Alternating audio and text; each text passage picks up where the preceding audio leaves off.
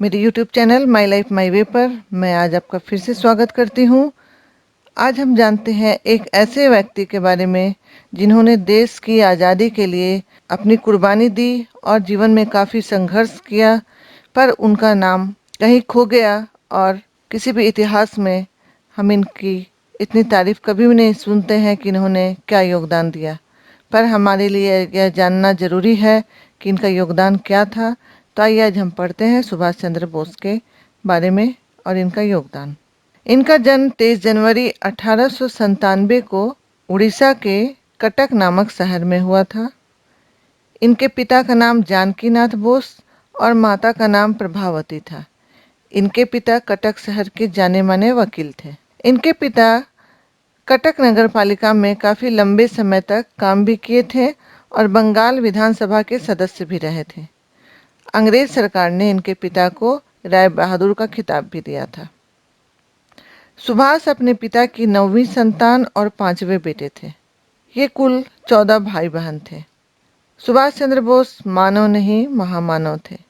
उनमें इतने अधिक गुण थे जो किसी भी एक इंसान में संभव नहीं हो सकता। जिस समय नेताजी का जन्म हुआ, भारत उस समय गुलाम था। अंग्रेज भारतीयों पर जुल्म करते थे। स्कूलों में भारतीय बच्चों के साथ अन्याय होता था। सुभाष जो बालक थे, उन्हें ये सब बहुत बुरा लगता था। उन्होंने सदा बिना डरे इन सारी चीज़ों का विरोध किया। सुभाष दूसरे बच्चों की तरह नहीं थे। वे असाधारण बालक थे। वे कक्षा में सदा प्रथम आते थे। प्रखर बुद्धि के साथ साथ वे बहुत स्वाभिमानी भी थे। वे अपने देश, अपनी भाषा और अपनी संस्कृति से बहुत प्रेम करते थे। इसी कारण उन्होंने अपने पिता से कहकर मिशनरी स्कूल में पढ़ने से इनकार कर दिया था। इन्होंने धर्म, दर्शन, साहित्य सभी विषयों का अध्ययन किया, जिसमें रामकृष्ण परमहंस, विवेकानंद को पढ़ा और उनके विचारों को अपने जीवन में उतारा। देश को मुक्त करने के लिए वे दृढ़ प्रतिज्ञ थे। अपने राजनीतिक जीवन में सुभाष 11 दफा जेल जा चुके थे। उन्होंने भारतीय नागरिक सेवा की परीक्षा भी उत्तीर्ण किया था, परंतु देश सेवा के लिए उन्होंने इससे त्यागपत्र दे दिया। 1938 में इन्हें भारतीय राष्ट्रीय कांग्रेस का अध्यक्ष भी चुना गया था, परंतु अप्रैल 1939 में इन्होंने इस पद से इस्तीफा दे दिया और अपना एक अलग दल फॉरवर्ड ब्लॉक बनाया। 1939 ईस्वी में द्वितीय विश्व युद्ध भी शुरू हो गया था। इस समय अंग्रेजी सरकार ने इन्हें नज़रबंद कर दिया, परंतु ये वेश बदलकर अफगानिस्तान पहुंच गए। वहां से जर्मनी गए और फिर जापान और बर्मा पहुंचे और वहां आज़ाद हिंद फौज का नेतृत्व किया। उन्होंने दिल्ली चलो का नारा भी दिया और जवानों से कहा, तुम मुझे खून दो, मैं तुम्हें आज़ादी दूंगा।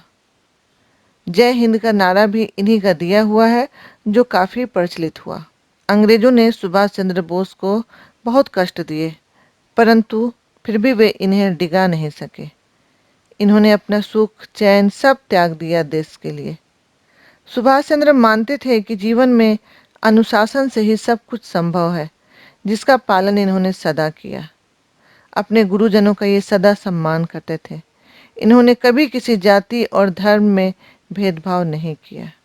इनकी एक बेटी भी है जिसका नाम अनीता बोस है।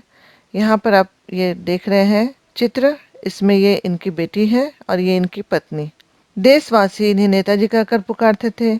हम सभी को इनकी तरह देश प्रेमी, साहसी, परिश्रमी, वीर, बलिदानी जरूर होना चाहिए, तभी देश हमारा महान बनेगा।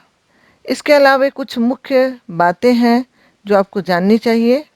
भारत की पहली आज़ाद सरकार 1943 में बनी थी और इसके प्रधानमंत्री सुभाष चंद्र बोस थे।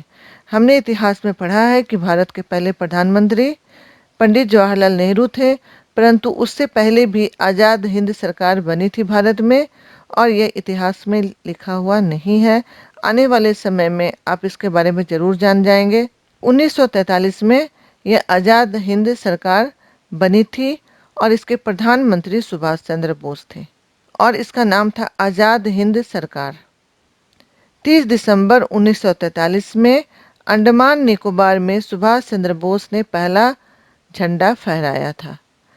21 अक्टूबर 1943 में सुभाष चंद्र बोस ने ही इसकी घोषणा की थी और जापान ने भी 23 अक्टूबर 1943 को इसे मान्यता दी थी। इसके अलावे जर्मनी, फिलीपींस, थाईलैंड, मंचूरिया और क्रोएशिया ने भी आज़ाद हिंद सरकार को मान्यता दी थी। सुभाष चंद्र बोस ने वर्मा की राजधानी रंगून को अपना हेडक्वार्टर बनाया था। 18 मार्च 1944 को आज़ाद हिंद फौज ने भारत की धरती पर कदम रखा था और ये जगह नागालैंड की राजधानी कोहिमा के नाम से आज जाना जाता है। सुभाष चंद्र बोस ही आज़ाद हिंद के पहले रक्षा मंत्री भी थे और विदेश मंत्री भी थे तथा लेफ्टिनेंट A.C. चटर्जी वित्त मंत्री थे, S.A. अय्यर प्रचार मंत्री थे और रास बिहारी बोस को इन्होंने सलाहकार बनाया था। सरकार की स्थापना के वक्त नेताजी ने यह शपथ ली थी कि ईश्वर के नाम पर मैं ये शपथ लेता हूँ कि भारत और उसके 38 करोड़ लोगों को आज़ाद करवाऊंगा।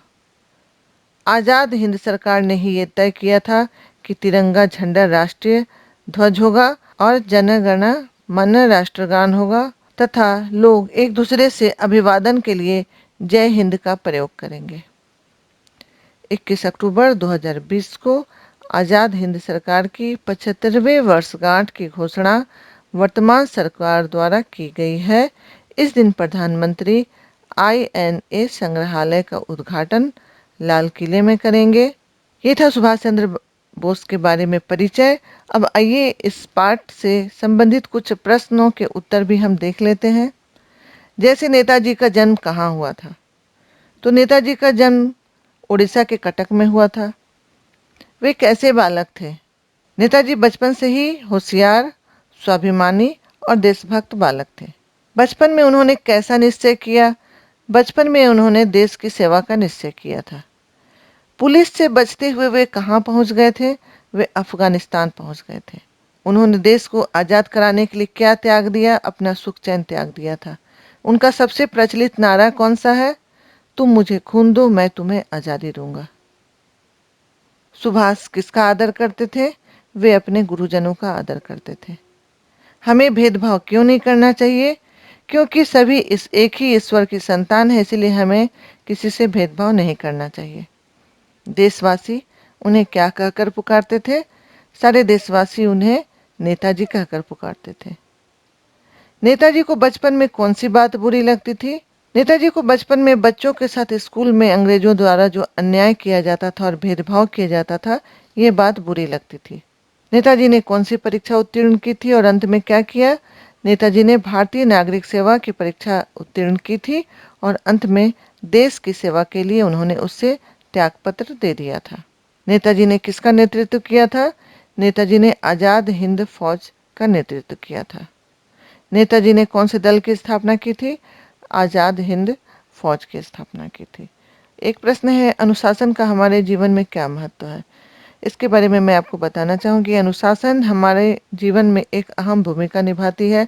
अनुशासन के बिना कोई भी व्यक्ति जीवन में कभी भी सफल नहीं हो सकता है, क्योंकि अनुशासन हमें संयमित रहना सिखाती है, हमें अपने कर्तव्यों का पालन करना सिखाती है और समय के मूल्य को हमें बताती है। और जो व्यक्ति समय का मूल्य समझता है और समय के साथ जीवन यापन करता है, अपनी दिनचर्या को संयमित रखता है और उसका पालन करता है, वही व्यक्ति जीवन में सफल होता है। अनुशासन के बिना हमारा जीवन अस्त व्यस्त वैसे ही हो जाएगा जैसे जिस तरह से एक बक्से में ढेर सारे कपड़े को हम अस्त व्यस्त रख दें, तो हमारा जीवन भी ऐसा ही अस्त व्यस्त हो जाएगा। और उस बक्से में उस कपड़े को तह करके रखना ही अनुशासन होता है और यही जीवन में भी होता है। अगर हम अपने जीवन में हर काम सही समय पर करें, सही समय पे उठना, सही समय पे सोना, सही समय पे भोजन करना, सही समय पर पढ़ाई करना, सही समय पर खेलना, अपने कर्तव्य को जानना और समय का सदुपयोग करना, यही अनुशासन होता है। तो अनुशासन जीवन में सफलता की पहली कुंजी मानी जाती है। मेरा वीडियो देखने के लिए आपका धन्यवाद। आपको ये अच्छा लगा, अपने मित्रों के साथ भी इसे ज़रूर शेयर करें। अगर चैनल को सब्सक्राइब नहीं किया है तो आप इसे सब्सक्राइब कर दें। वीडियो देखने के लिए धन्यवाद।